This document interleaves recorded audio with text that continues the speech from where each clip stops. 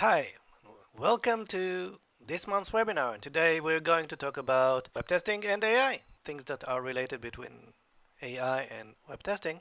And if we've watched other webinars that I did in this series about testing with AI, this is going to be a bit different than the ones that I did before. I did one with APIs and general and TDD, and this one's a bit different. You'll see why, and the conclusion that I came up with is a bit different than what I went in with. So if you want to see the other recordings that I did, they're on the YouTube channel, of course. Let's start. So my name is Gil, and I'm a trainer and a consultant and a mentor, and I do these videos and webinars. And one of the things that I do is work with developers and testers, help them make software better. That includes testing and testing with AI. And like I said, there's a lot of content I put out there. There's webinars, videos on YouTube, short videos, and the blog itself. So if you're interested in this subject, if you think that you're ready to do some web testing, automation, things like I'm going to talk about today, like integration with AI and boosting our productivity with those things, give me a ping. Maybe I can help. So let's start. The beginning is going to be similar to what we talked about in other webinars already, which is what we want to achieve, because the goal is more important than how we get there, because if we don't get there, what did we do? So what is the goal? You see this guy covered with web and it wants more coverage. So let's talk about that for a second. It's not like coverage when we talk about code coverage or test case coverage. We're not talking about that because these are nice, but they are still limited about the things that we're able to think of. Usually what we want, and this is like our role in the program, is that we're there to learn as much as we can about the behavior of the system. And when we do that, we do our best within the time limits. But like time is limited, and if time is limited, we'd like to at least get as much as we can from this. And by automating or using AI, like we're going to talk about, we're kind of releasing more time to do something else. What is that? More testing, more coverage, and this is what we're after. We want to optimize our time to learn as much as we can about the system. So we need to think about AI in this context. Now, you'll see as part of what I did here, and this time I worked with Gemini 2.5 Pro because I wanted to try something else other than Claude. And what you'll see is that what I need to do when I'm using AI is, especially in the technical things that we're going to talk about, I need to be a lot more web tester. That means I need to understand what web testing is. I need to understand how a browser works. I need to understand how the frameworks that I'm going to use to work. I'm going to use Playwright. I'm going to show you. And even Python, I need to know what I'm doing. So there's a lot of things that I need to be good at, and in order to solve or to meet my goals. And as you can see, I'm using this in order to help my soon-to-be overlord, and we'll see that as well. So what I think is important here is that you understand that this is not replacing us. This is like we need to be a lot better, even better than what we are today as testers or as web testers in order to get the benefits of that. So I'm going to basically show you our subject today. So what is it? So a few weeks ago, I did a webinar for Browser Stack, and they showed me their site. If you recall from other webinars, I did something similar with Source Demo. This one's from Browser Stack. So this is like a demo site that they encourage people to play with, test, automate against, and so on. And you start here at the signing page, and you select something like a user and a password, and you go in, and you can select iPhones and iPads and Galaxy stuff. And this is like a shop which you can add to cart, and the cart pops here. And then you can continue to orders and stuff like that. E-commerce site, demo site, not real site. So you can't really buy the iPhones, but you can play with that as well. And this is what I want to do. I want to use my skills and Gemini to do things about testing this site. This is like our subject for today. So, speaking of subjects, let's go into PyCharm. We're doing things in Python today. It doesn't have to be Python. This is what I chose.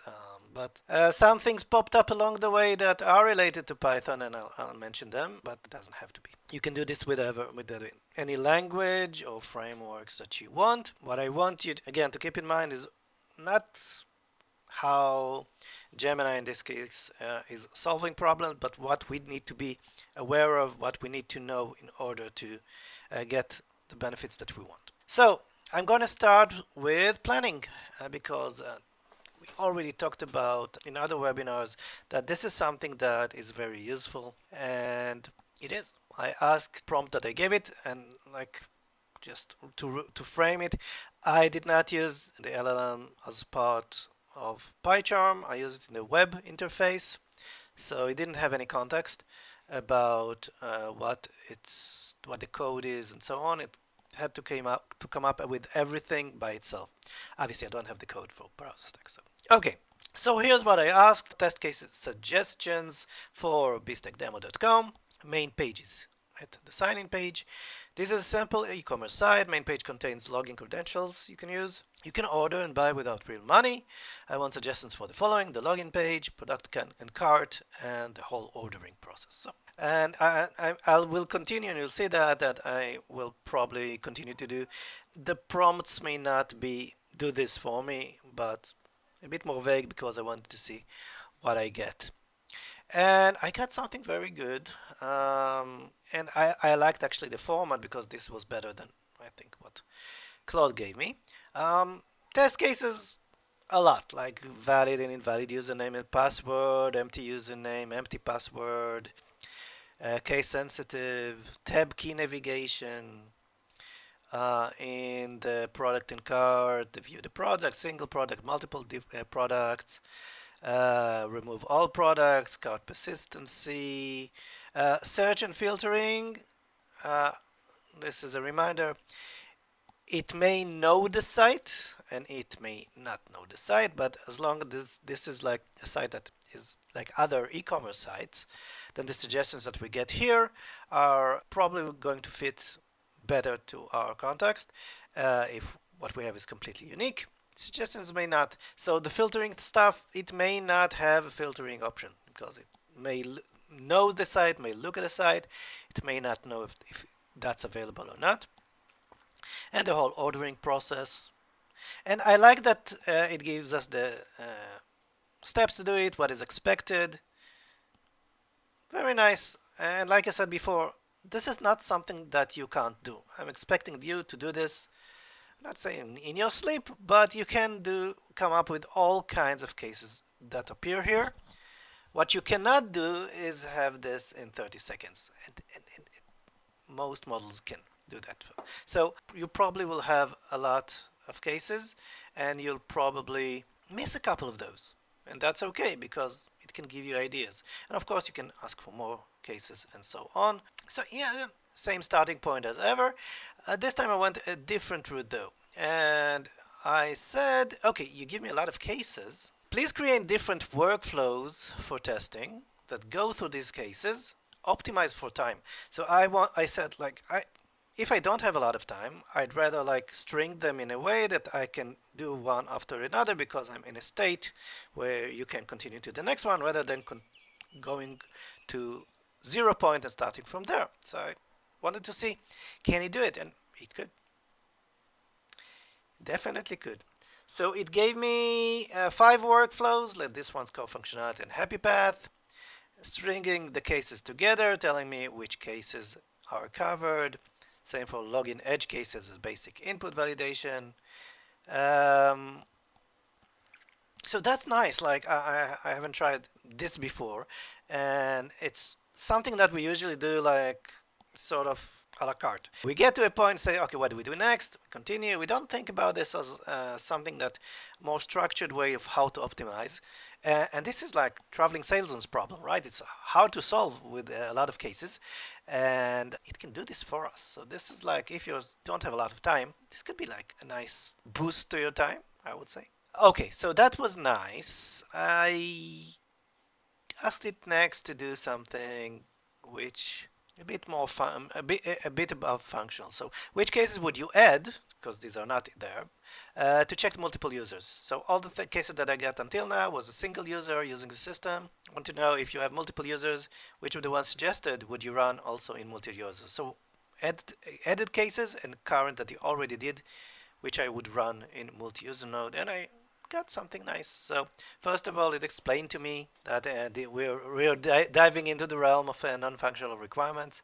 So this is concurrency testing, load testing, stress testing, and a lot of explanations and valid logins, product browse, like scenarios with multiple users, concurrency, what happens when people do the checkout process at the same time, sustained load, stress testing, breaking point, things that I probably would not think of. And these are from the workflows. And I didn't say all the things that I'm showing you today was one single chat. So it's like everything that you see here is a continuation of the original chat. So it kind of reference things that it answered me before. So that was nice. Okay, I said, okay, you give me these things, nice. Let's, if we're talking about non-functional requirements, what kind of non-functional behavior would you suggest? Like, again, vague question, open question. And there's a lot here. Performance testing, like load testing and stress testing. And a spike testing. What if it's a spike? Nice. If you're doing like a commercial site on Black Friday, this is a spike, hopefully, for your shop. And there's also security testing for authentication, authorization. Data transmission, what happens on the wire? Is it encryption, not encryption? Note that the things that are like SQL injection or cross-site scripting, these are like, it's a level above. So if I want to actually mix that with real cases and so on, I need to take another step because these are like high level stuff. You should test those, but no suggestions how to actually do that. If I want to, I need to take that road and ask more questions. Efficiency, memorability, user satisfaction.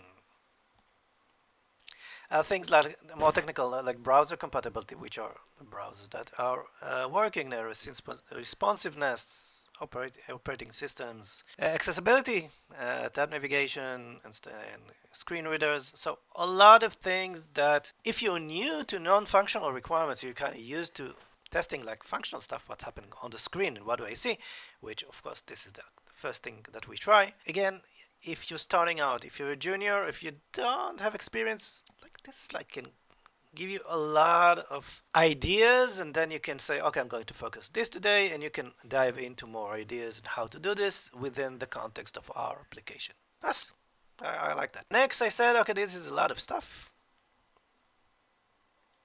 Can you put all the suggestions in a test plan document? Pick any popular template. So I'm not sure how he picked any popular template. Kind of dumped everything here. It's a markup, so it looks nice.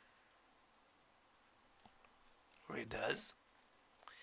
And of course, we can I can give it a template to fill up and so on, and with the details that I want and so. So just given this couple of prompts, I have a lot of things that I can format and put in at least in a template that everyone in the organization uses. Great. I even said, okay, can you create a Google Doc from this list? You already did that, right? Open Google Doc. And the answer was no. And this was kind of disappointing, right? Google's doing all these things. Can't open a Google Doc for me. I need to copy that into a Google Doc. So yeah, not all our wishes can come true. Okay, so that was planning, and it was nice, and I like the format. I actually like the format better than Clouds, but can play with that. So I moved on to other stuff, and the other stuff was interesting because what I wanted to do, and I'll show you, is from now on I'm going to use my prompts to do something with automation because I wanted to create automation for me. And this was not a smooth sail. And what you'll see, because I document everything, is my dive into the rabbit hole. I decided once things stopped working to be a bit more stubborn. Like if things, usually I don't have a lot of patience. So I am not a patient man. This requires a lot of patience. And usually what happens is if I don't get what I want from the genie, I do it myself. This time I wanted to see if I will be stubborn, will this work? And sometimes it did, sometimes it didn't. Let me invite you to dive with me.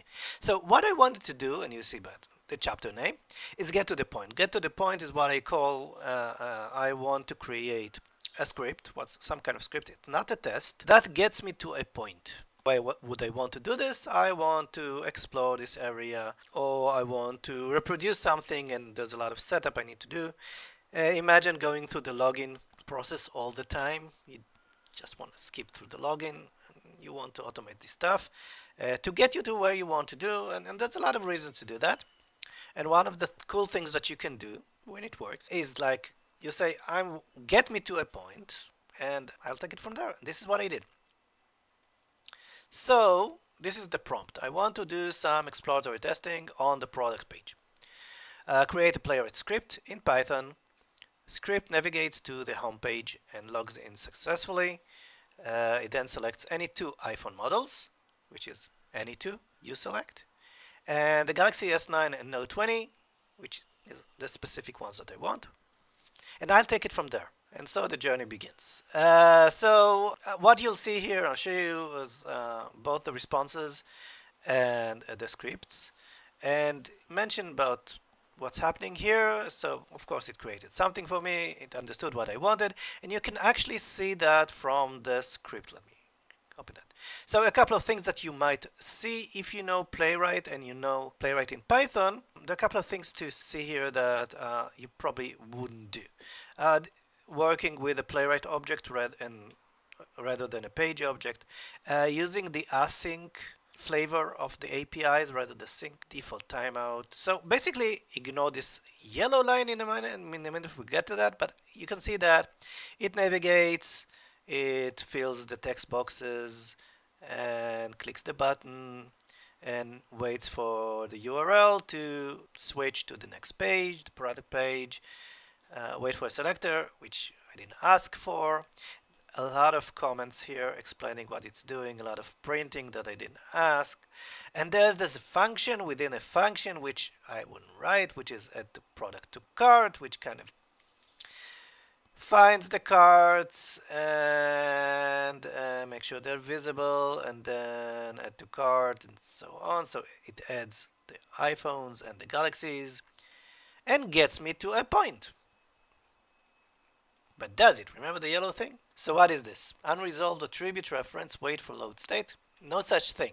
Okay? So this is why I said, okay, I'm going to do something that I've done before inside an IDE, and I'm going to feed it the error. So I said I get this error, and remember, it doesn't run the tests. So kind of working blind here. So it knows how to generate the code, mostly, but then I tell it, oh, this doesn't work, you need to figure this out. And this is like sort of rumbling blind in a room, but let's see what happened. So attribute error page object is no attribute wait for load state. Did you mean wait for load underscore state, which comes from Playwright itself?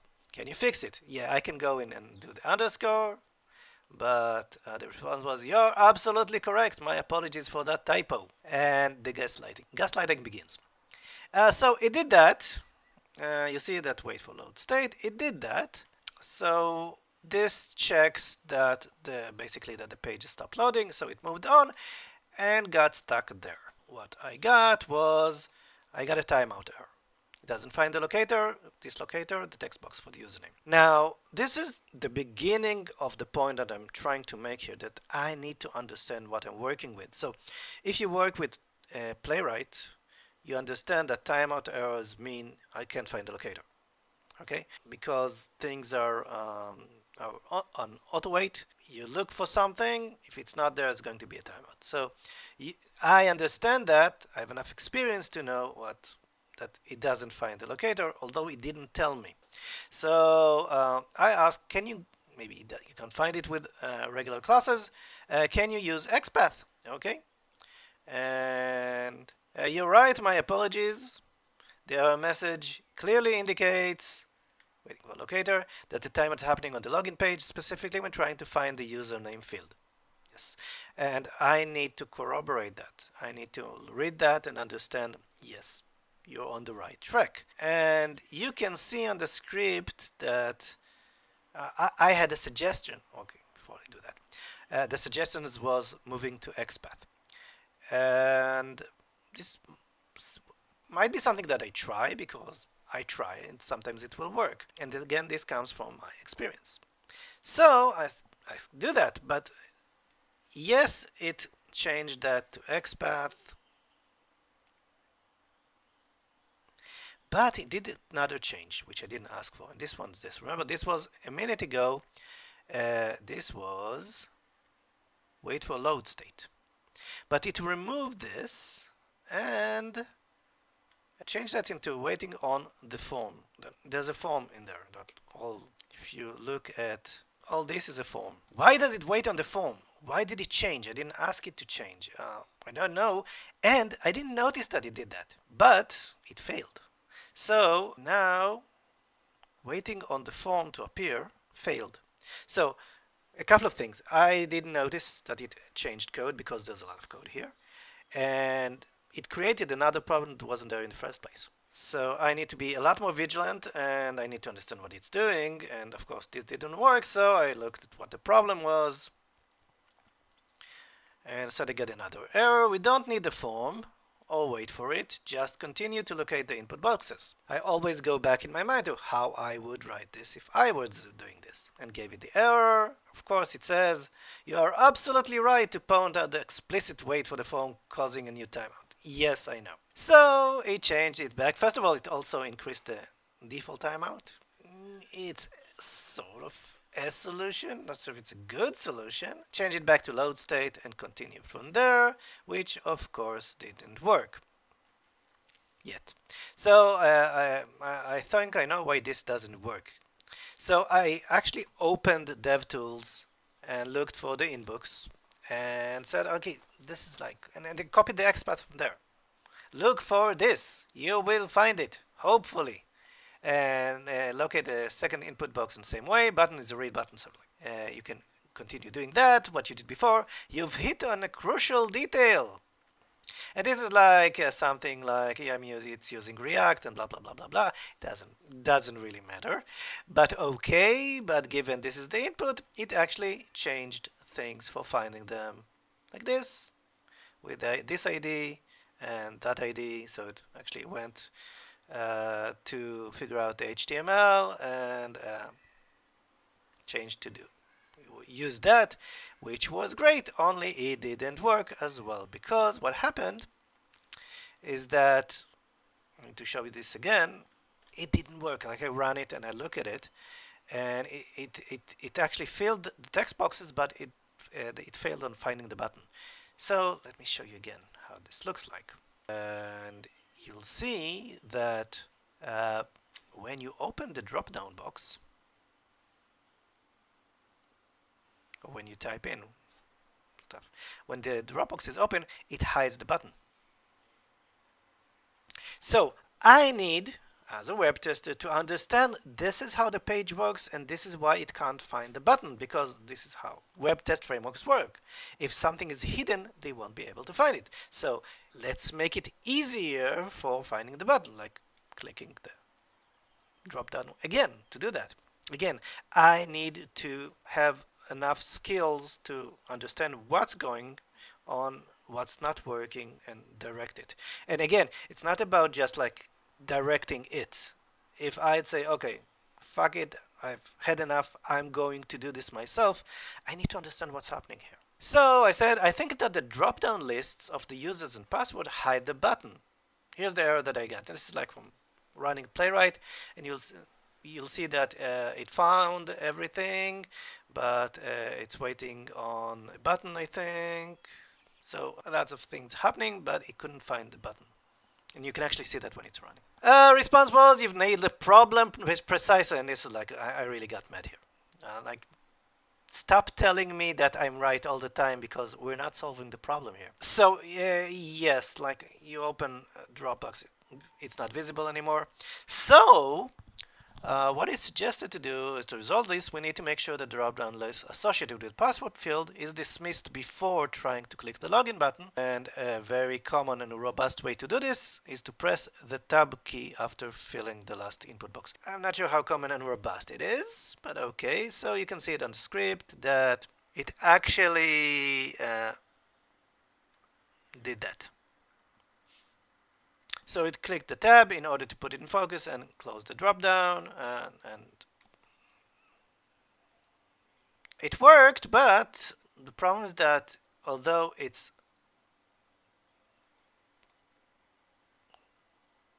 filling the text box, when you run it, you see that repeatedly it doesn't get filled. So this is like we're not now in sort of automation problem.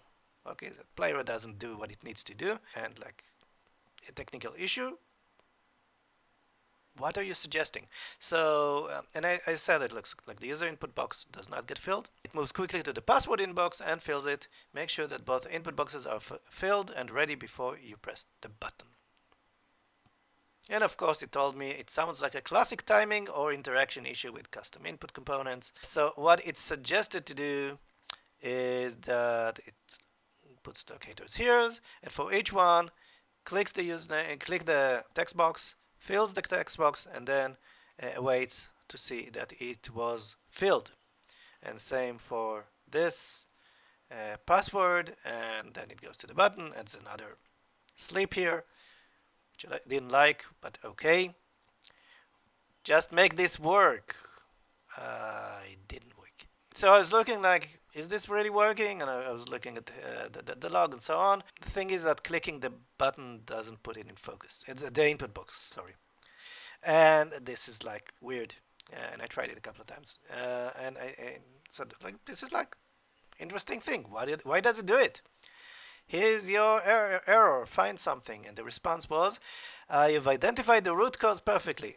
I don't think it was the root cause, but okay. The intercept pointer, especially with React select component, means you're trying to click the actual hidden input field where it's visible placeholder or wrapper in this way. So what I need to do, or what it needs to do, is actually show you, instead of clicking the username input box, is click the div around it, which didn't work. At this point I said, okay, I need to move on to something more interesting. It didn't help me, but let's take a summary of what happened here. I asked it to do like something a bit more complex, and we didn't go through the first page yet for all kinds of things. Now, is this a model problem? Like this is a Gemini problem? I don't know. Will Gemini be better at this in 3 months? Probably. But we need to understand that like this is like a complex system. This is just the UI, but it's still very complex, and things can happen because of timing issues, because of assumptions of how things are written and so on, and how things are located. So there's a lot of learning that I need to do in order to like make the right suggestions to use it properly, and we haven't gotten to that point yet. So this was really annoying, but I said, okay, we're not going to finish that. Let's move to other stuff, and this was about test generation. And remember, we're continuing, so everything it learned until now, it will continue to use. Okay, so I said like, scratch it. Let's focus on the login page. Create 2 tests for the login screen. First, successful one, which succeeds if it navigates to the product page. So we know that if it done the navigation, it succeeded. And the second one is for invalid login, which succeeds with the error message is shown. So let me show you. If you do something like this. You do the login, there's an error, invalid username, and the same goes for an invalid password if you type something like that. So this is all I wanted. So let's focus on that. It's simple enough. You've done already. I gave it other instructions though. Use playwright, of course. Used the sync APIs. I was tired of awaits. Find locators by roles, get by role, which is like the recommended way of using things in playwright. Finally, skip the explanation and comments in the test body. I just want to see the code. Make sure the test works. I know that it can't really do that, but okay. Okay, so here are the tests. And as you can see, it's pretty similar to what we had before, but it's using get by role for the input boxes, and this should actually work most of the time. Still have a set default timeout for 20 seconds. It has a click, fill, and expect, and it did removed all the comments, which was nice. So basically it looks like it should work, although it didn't. And at this point I said, okay, before we move on, I want to try something. This is me turning on my skill mode rather than going along with finding errors. And my skill had said Playwright has a code generator, nice tool that I recommend using for prototyping, but not for production code because it creates really ugly code. Let's see if I create something with CodeGen, will it work? These are regular tests, like tests. You can run them as tests, but they don't work because they fail. Can I do the same thing for the valid case, which works? So I created one. And this is with CodeGen. You can run it with every type of playwright that you have. It comes with a code generator, and you can create this. Not nice, but it does work. So this is a bit different though, because I did that and I looked at the code and said, I'm trying to do something that is not completely similar to the code that it suggested until now, because it tried to type things in. And I didn't. I just selected them for a box because I was just looking for a test to pass. So is it the same exactly? No.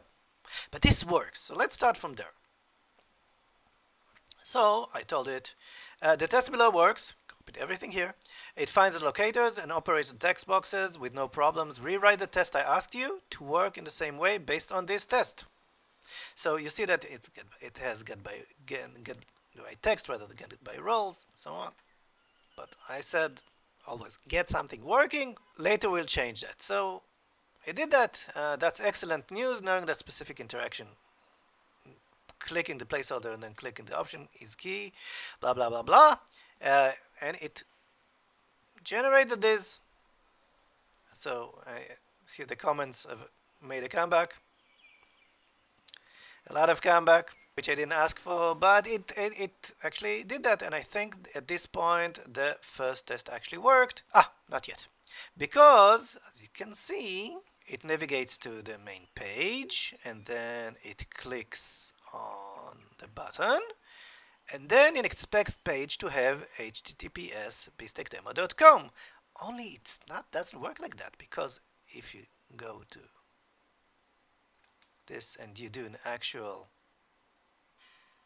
real validation, you see that it has sign in equals true as a parameter here. So if it's looking for an exact URL, yeah, it will fail. So I said for the valid case, the expected URL is this. And I understood that we tried to do something that I didn't want it to do in the invalid case. I said exactly, select the user from the drop down and just click on the button and check the right error appears. The right error for this should be invalid password. So it changed it, of course, and it actually passed the first test, but it didn't pass the second, because you can see that it was looking for invalid username or password rather than invalid username or invalid password in our case. And it got here from, again, it's not running, it doesn't look at the screen. The text field is looking like this, so it assumed that this is what it's going to be. It doesn't understand the context though. I'm using it I'm not selecting a password, therefore I'm expecting an invalid password. So I said, okay, the invalid error should be invalid password, and it changed the text for invalid, and I had 2 tests passing, which was very, very nice. Okay, enough generation. I said, okay, I have a couple of things I want to do with this, because these tests are not the way that I'm going to write them if I would write them.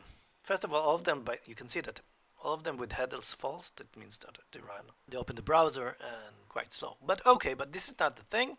I want to write them in like a fixture in PyTest, which is like creating a common setup and cleanup, because there's a lot of duplications here. So let's refactor. So for the first I asked, great, both tests passed, refactor the test to use PyTest fixture. And you can see that here's a fixture called browser page context, which is not a very good name, where it initializes the page, sets a timeout. Here it calls the test itself and then closes things afterwards. So this is how you would write a fixture, only if you would write it with playwright. Mostly you would write it with just a page. But okay, and you got like no comments. Nice.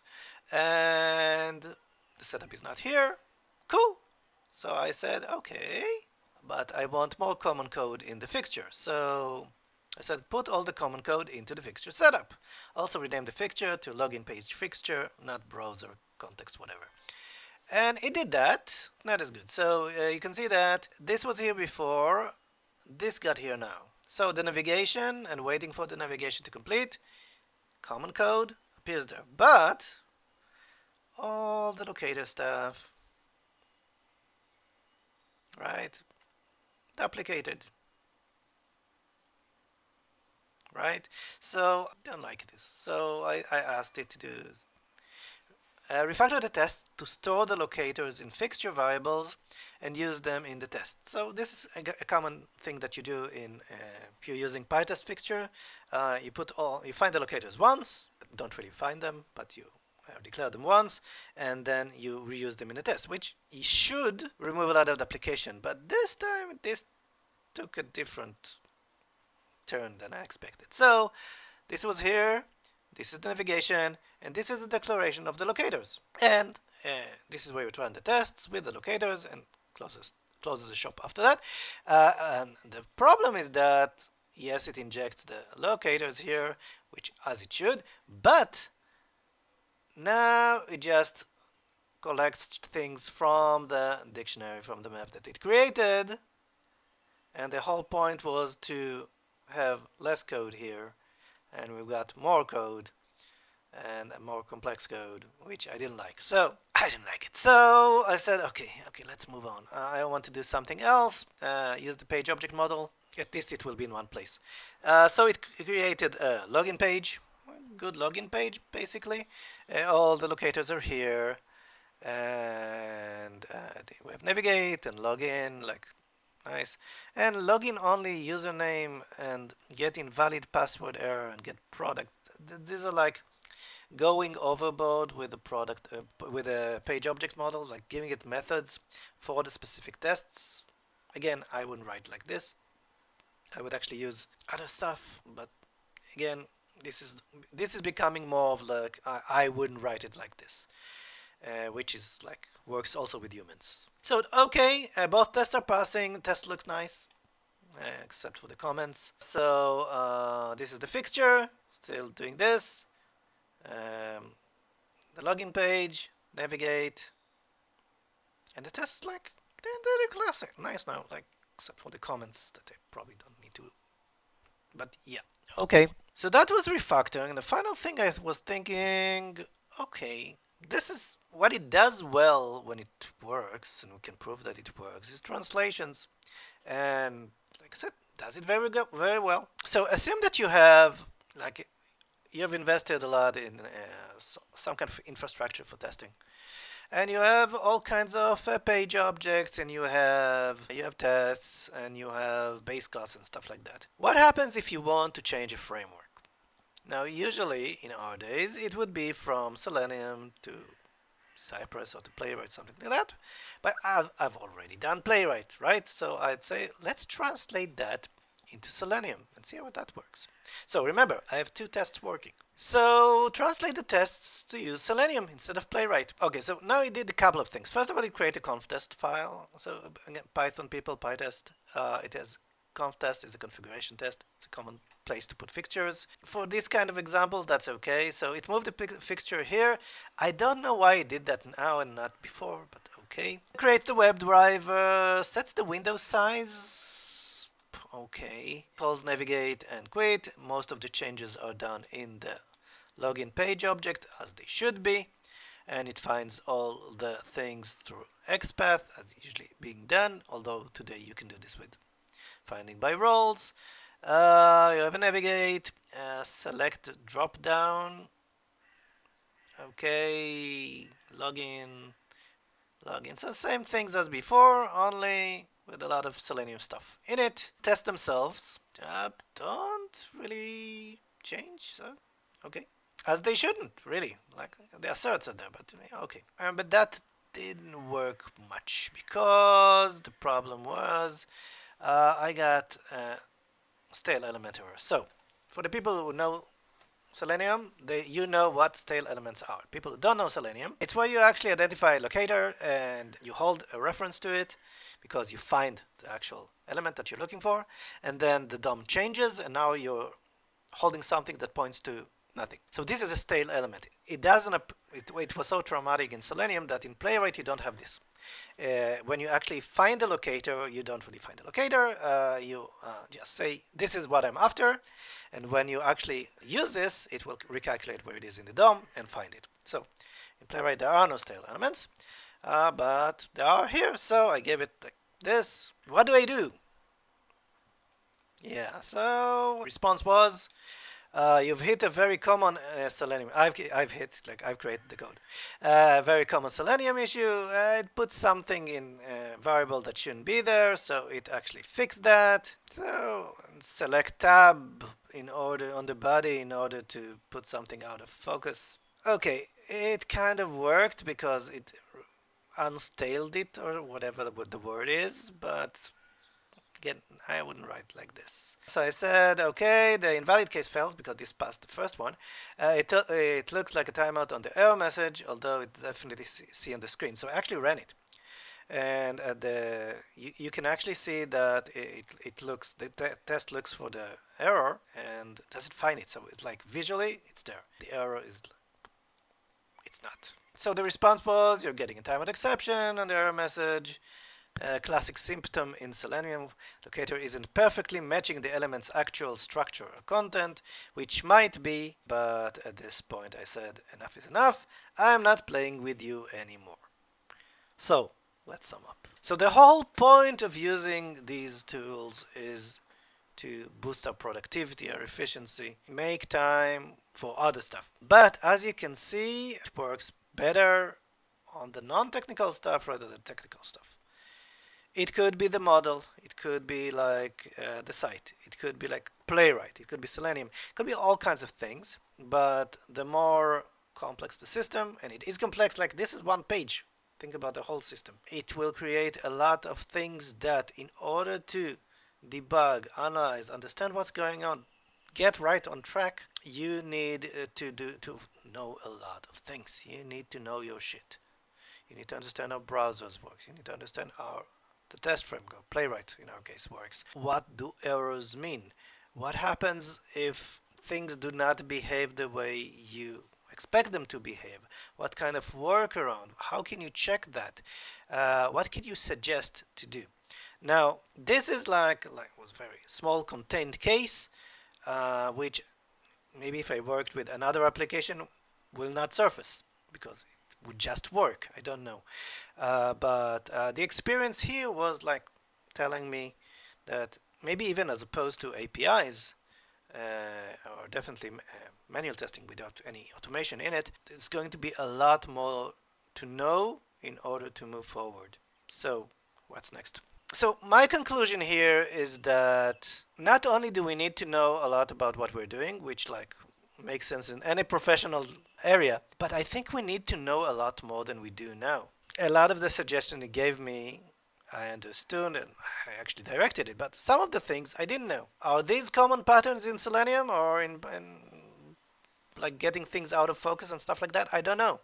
I haven't bumped into them, so I didn't need to know that. I could not, the risk of entertaining it and give it a chance to fix stuff works up to a point, which is, again, our point, and the point in the process that we're actually the managers here. We're actually, we need to know, well, this is enough. You've gone enough in this direction, let's go another direction.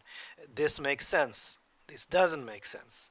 So in order to take these decisions, we need to know a lot more about our tools, about what we're testing, about how things are working, what happens when they don't work. Similar tools like the CodeGen, the dev tools, like doing stuff and not like handing it over because this doesn't work.